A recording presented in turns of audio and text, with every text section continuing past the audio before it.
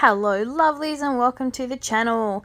So today I have an art journal video for you, and this is a page in my 100-day project art journal.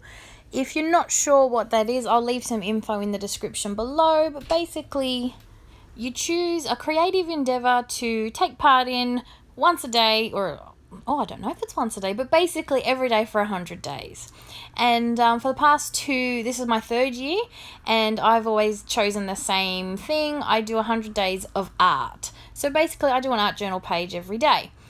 And this was, I don't even remember what day this was for, but this was sometime last week. So I've been working hard to step outside my general colour palette, as you know, but then that turned into also going into a backup colour palette. So I was always using blues and greens, and then to get away from that I was using a lot of pinks with blues and things as well. So it ended up being sort of like a backup favourite colour palette. Now I'm trying to break away from both of those colour palettes, and in that process I've found some creativity, some inspiration out and about, and I'm loving orange and cherry pie together at the moment. So it's not a big step away from that pinky colour hue, but it is one that I'm really enjoying, and I do love using the tone on tones. So because I'm using a Dylusions journal, I'm using my Dylusion ink sprays, which I haven't used a lot of recently. And yeah, I put down some scrap paper. Now, I recently made a couple of junk journals last weekend before I did this, so I had lots of inside book pages, so I just put one of them down just so I wouldn't get some overspray, because I tend to usually do 2 pages when I use ink, but because it's my 100-day project journal, I was only going for the 1 page, so I just wanted to block that off so I wouldn't get overspray on the other side. And I've ended up with some really nice scrap papers out of it, so I might use them in a junk journal or something, which will be pretty cool. And then I've just got a stencil, and I've misted through the stencil using the same colours on my page. So I use the cherry pie on top of the orange and the orange on top of the cherry pie, and that's what I mean by that tone on tone. I love using the same inks on top of each other to give me a really subtle background, pattern in the background. And then I'm using one of my new Dina Wakley stencils. It's not new, but it's new for me. All you saw me doing there was I was trying to, because I had some black paint still on my makeup sponge, I went around the edge of my page, and sometimes I tend to go down the middle and it just looks too thick and bold, and I don't like it. And then I tried to rub it off with a wet wipe, and of course that just took off my paint, so I just added a bit more paint to the page to try and cover up my bit of a boo-boo.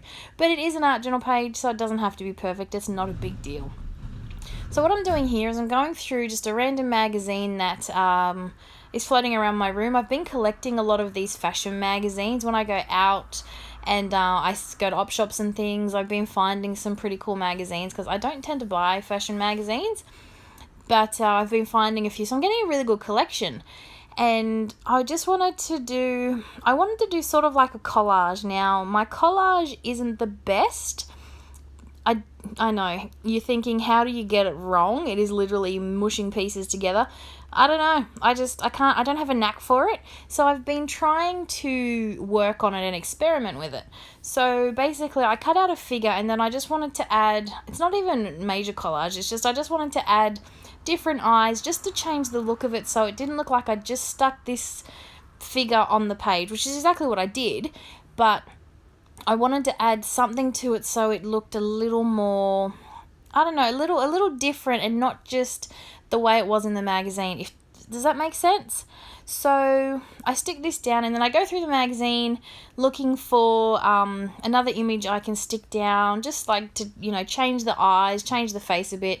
This is what I want to work on. I want to work on these types of things. If you get my drift, I'm probably not making much sense, but I know exactly what I'm trying to say in my own mind. I've seen some really good collage figures like this, and Diane Reevely does some awesome ones. I love her collage bits and pieces, so hopefully one day I'll get to do her collage class. But yeah, if you have any ideas of who does some really cool collage figures, hit me up in the description below or in the comments below. I'd love to you know, find some inspiration out there in the crafty world.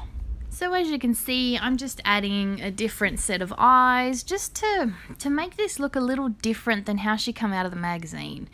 And then I've recently bought some mixed media washi tape as well, and I saw the lovely Neve do this where she cuts out some of the hearts from the washi tape and adds it to her figures. So I loved that idea, and it really added more to this little figure that I was trying to change this figure a lot and make it more arty and more personalized for my journal, if that makes sense.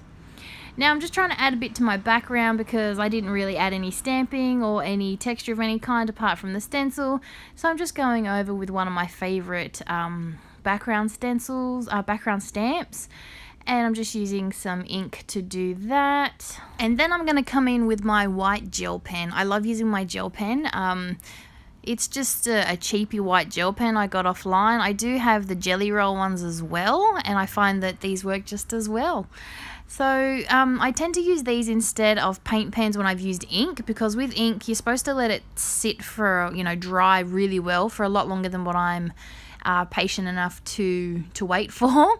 So I tend to use these because I can't kill them as readily as paint pens. I kill so many paint pens because I'm very impatient. So it sort of led me to gel pens. And so I'm just going around my stenciling with my words, and then I've decided to add some journaling to this page as well, and I do that by journaling around my figure. Now I really like my scribble journaling. I used to hate it, but I find the more that I do it, the obviously the better I've gotten at it, and the more I like it. So if you do struggle with that sketchy, scribbly writing, don't give up. Keep practicing with it and keep, adding it to your pages. Obviously, this is not designed to be read. It's not, I don't even think there's any real words in there. I think it's the same words over and over. I have a technique that works for me. When you find a technique that works for you, you'll work out what works. But yeah, I just love the look this scribble journaling has, and I love the way it adds to a page, especially with that white popping right off that bold background, that bright, that colourful background. But yeah, anyway, you know what I'm trying to say. Oh, this voiceover has been terrible, but I hope you have stuck around this long. We're at the end of the video now, so thanks for watching, and I will be back real soon with a new video. Bye for now.